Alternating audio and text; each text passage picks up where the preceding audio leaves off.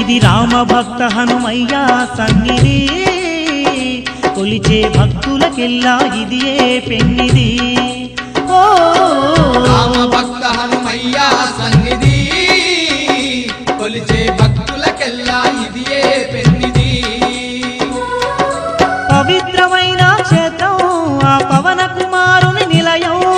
పవిత్రమైన క్షేత్రం ఆ పవన కుమారుని నిలయం అవనిలో పుణ్యధామం శ్రీ ఆంజనేయుని ఆలయం అవనిలో పుణ్యధామం శ్రీ ఆంజనేయుని ఆలయం ఇది దీన జనులను ఆదరించే క్షేత్రం దివ్య సుందరుడైన మారుతి మందిరం ఓ